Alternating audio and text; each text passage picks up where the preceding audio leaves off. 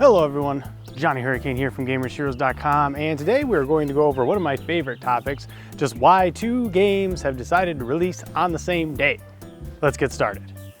Alright, so what we're talking about today is Ghost of Tsushima and Paper Mario The Origami King, which Origami King just got announced yesterday, and Ghost of Tsushima we've known the release date for a while. Both of these are releasing on July 17th.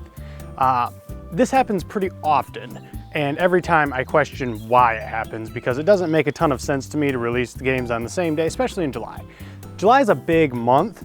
There's not a lot coming out that we know of at the moment, and it doesn't make a ton of sense to release on the same day. Someone's gonna lose. Who's gonna lose? We'll get into that in a second. Now, why does this happen? Well, in March, it makes sense because that's the end of fiscal year and you have to get your games out. So when Animal Crossing and Doom came out on the same day, that made sense because it was the end of fiscal year. Bethesda doesn't publicly trade, but they do answer to someone, so the end of their fiscal as well. It also happens on other things. I remember during when Mario Odyssey came out, Assassin's Creed Origins came out. Funny that Assassin's Creed ended up being Odyssey the next year. And then also Wolfenstein. Guess which one got buried? It was Wolfenstein. So why does it happen in July? It happens too often for me to think it's a coincidence. You can probably hear the waves blasting up against the shore right now. There's been a speedboat rolling around. Maybe you'll see it. I don't see it right now. I probably just went in. But anyways, it happens too often for me to think it's actually a coincidence. I feel like there's a team, maybe it's the marketing team, that decides that this is a good day, right? So July 4th in America, kind of a big deal, normally a big deal. I don't know how it's gonna end up playing out this year. Could be not that big of a deal, but it gives you about 2 weeks after July 4th. So, you know, I spend a lot of money on fireworks. So I will not have as much money directly after July 4th, but on 17th, my money should recover. You know, it's that type of thing. For Nintendo specifically, they always release a game in July. They are for at least the last 4 or 5 years, so it's not uncommon for them to do it. But they have Deadly Premonition Part 2, or the sequel, whatever you want to call it, on July 10th. So they obviously don't want to cannibalize their own game sales, right? They don't want to put the game, because Paper Mario's going to outsell that, no problem. But at the same time, you could have pushed it one more week after the 17th.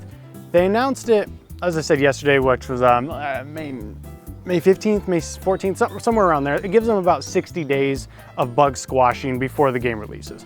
Ghost of Tsushima, now we knew the release date was going to be in July for that. Right at the end of April they said that, so this was not something that they didn't know, that Nintendo specifically, their team did not know. Like, is it cold-blooded? I don't think so. I think it's just that both teams, both companies have a team that decided that July 17th is the way to go. I don't know why, but that's what, if anybody knows why, because this happens a lot, please let me know, leave a comment. And who's gonna suffer more? Well, if you look at the YouTube views, simply, I actually thought Ghost of Tsushima would probably be the better one, but Paper Mario is, that Origami King trailer is huge. It got massive. I think it was even on CNN. And that's getting to the normies, which, got something in my eye here, hold on, there we go. Which you wanna get to, right? And people love that stuff. Nintendo's been doing a very good job of reviving series that have kind of not been doing very well. I'm like a lot of people who are Paper Mario fans. 64 I loved, Thousand Year Door I loved.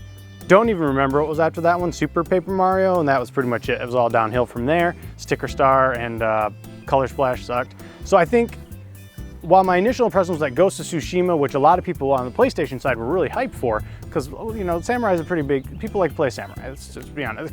Judging from the fact that everyone's been asking for an Assassin's Creed Samurai game and we haven't got one, people like to play Samurai. And Ghost of Tsushima is an open world Samurai game by Sucker Punch, of all people. Sucker Punch does the infamous games. They make really good open world games that aren't super big, but there's a lot to do and you can easily complete all of it. I believe I platinumed Infamous 1 and 2. Had a really good time. But as I said, I'm now beginning to think that Paper Mario is going to be one that completely dominates that time period because Nintendo's just been on fire. And I think Ghost of Tsushima does suffer from that. And there's a problem with that for me at least, because the big problem is it isn't money, it's time. I don't have two of me, right? I can't split myself in half and play both of these games at the same time. I have to pick one. And yes, I can probably get one early.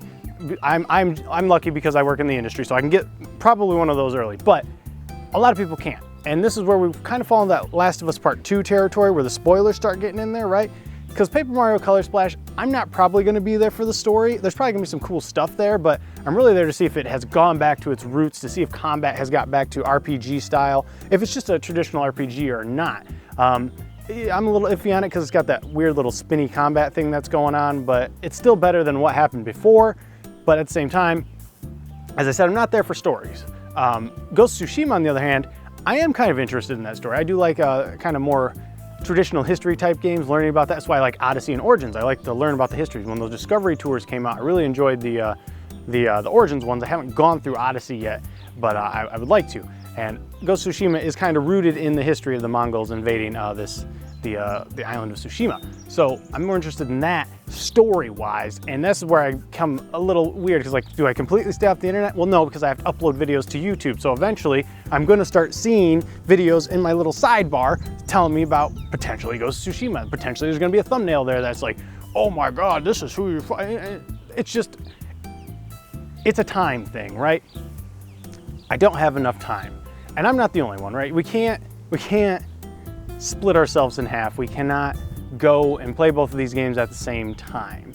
All I'm saying is July is a very big month. One of them could have pushed one more week. It wouldn't have made that much of a difference, and they both would have been okay. I don't imagine Paper Mario or Ghost of Tsushima is going to be a 60-hour game. I imagine maybe 30.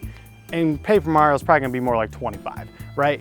And you can easily get through that if you have 7 full days of a week. You can easily get through either of those before the next one comes out. So as I said, if anybody knows why this happens, like an actual reason, if there's a marketing team or a specific team, the release date team, please leave me a comment. Let me know. I need to know why these guys keep doing this. In March, it makes sense because it's the end of fiscal year. In July, September, various other, it doesn't make sense.